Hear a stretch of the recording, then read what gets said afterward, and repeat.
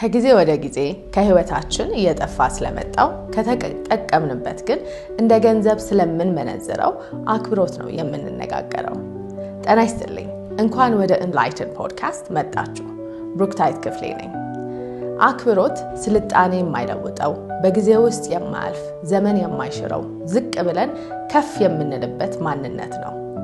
አክብሮት ሌሎች የተሻሉ እንደሆኑ የምናሳይበት ጥበብ ነው። ማለትም መልካም ሰላምታ፣ ጥሩ ፈገግታ፣ ትህትና፣ ምስጋና፣ አድናቆት የህይወታችን መርህ ማድረግ ነው።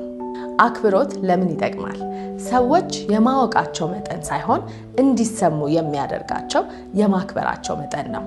ማለትም ከምናስተላልፈው መልእክት በላይ አክብሮት የሰዎችን ጆሮና ልብ እንድናገኝ ይረዳናል። በአየር መንገድ በትህትና የተናደዱ ሰዎች ሲረጋጉ አይቻለሁ። ሆስፒታል ውስጥ በስራ የደከሙ ነርሶች በምስጋና ቃል ሲበረታቱ አይቻለሁ። በተለያዩ መንግስት መስሪያ ቤት ውስጥ ጉዳይ ለማስፈጸም በምንሄድበት ወቅት አልፎ አልፎ የደከመው ስራ የበዛበት በአግባቡ የማያናገሩን ሰዎች ይገጥሙናል። በዚህ ሰዓት በቁጣ መመለስ አይጠቅመንም።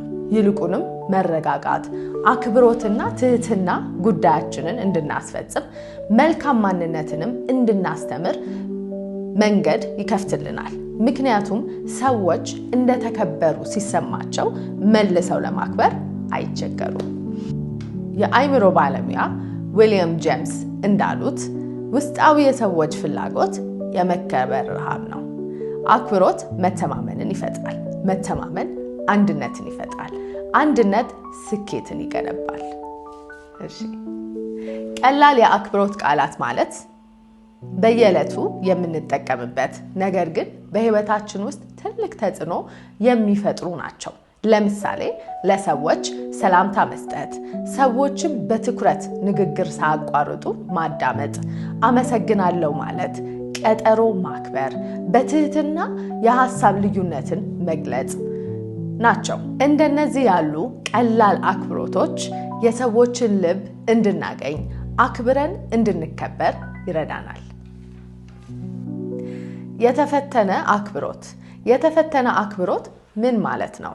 የተፈተነ አክብሮት ሲደክመን፣ ሌሎች ሲያሳንሱን የምንሰጠው ምላሽ በማስተዋል ስሜታችንንም በመግዛት ከሆነ እውነተኛ በሁኔታዎች የማይለወጥ አክብሮት መስጠት እንችላለን ማለት ነው። አክብሮት በመልካም ላደረገልን መልካም መመለስ ብቻ ሳይሆን በክፉ ምላሽ ራሳችንን ገዝተን በመልካም መመለስ ስንችል ነው። የዲጂታል አክብሮት ምን ማለት ነው? ዲጂታል አክብሮት ማለት በሶሻል ሚዲያ፣ በስልክ ንግግር፣ በኢሜይል እና በሌሎች የዲጂታል መድረኮች ላይ በአክብሮት መመለስ ማለት ነው። ለምሳሌ በመልእክት ላይ ጨዋነትን መጠቀም፣ ከመጻፋችን በፊት ማሰብ፣ የስድብን ቃላት አለመጠቀም፣ አስተያየትን በአክብሮት መስጠት፣ እነዚህ ናቸው። በባህል ልዩነት ላይ አክብሮት ማለት ክብርና ጨዋነት ከባህል ባህል እንደሚለያይ መገንዘብና የሌሎችን ባህል በማክበር መግባባት መቻል ነው። እንደ ኢትዮጵያዊ የተለያዩ ባህል ያለን ህዝቦች ብንሆንም ሰላምታችን፣ አክብሮታችን፣ ትህትናችን በዘመንና በስልጣኔ የሚሻሩ አይደለም። ስለዚህ አክብሮታችንን ለትውልድ እናስተላልፍ። እንደ ኢትዮጵያዊ የተለያዩ ባህል ያለን ህዝቦች ብንሆንም ሰላምታችን፣ አክብሮታችን፣ ትህትናችን በዘመንና በስልጣኔ የሚሻር አይደለም። ስለዚህ አክብሮታችንን ለትውልድ እናስተላልፍ። አክብሮት ምንም ሳናወጣ ብዙ የምናተርፍበት ገንዘባችን ነው። በቤታችን፣ በስራ ቦታችን፣ በማህበራዊ ህይወታችን አክብሮትን ባህላችንን